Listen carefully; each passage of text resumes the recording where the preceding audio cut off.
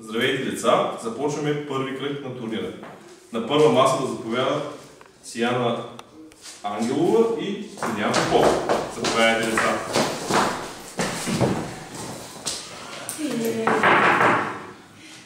И ти? Деца? Кога играеш шах? Деца, как трябваше да се играе шах? Аз. Не само които са... Тихо. Как трябваше да се играе шах, Сияна? Тихо. Така. Значи, трябва да сте тихи.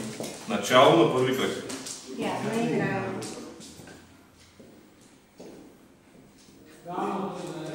Пиес, съдия. Какво е пиес? Съдия. Така, обяснявам.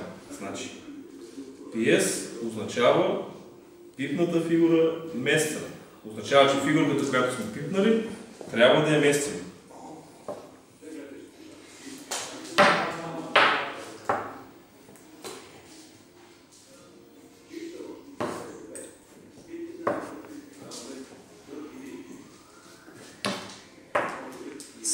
Съдя, неправилен ход. Я да видим, покажи, да види съдята неправилния ход. От тук взе така. Правилно. Какво е неправилен ход? Значи, неправилен ход е, какво беше? Всеки ход, който противоречи на правилата за движение на фигурите. Тоест, пешката как се движеше? Тя се движи напред и взима настрани. Така, обаче може ли пешката така да прескача и да взема където си поиска?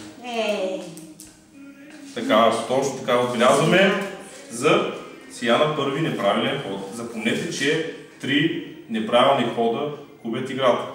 Остава точно това, така че много внимателно продължете да играете.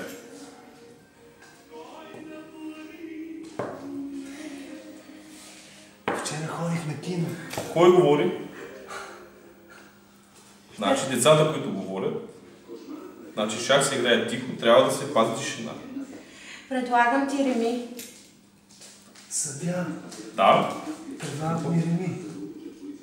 Значи, приемаш ли реми? Какви награди има след турнира?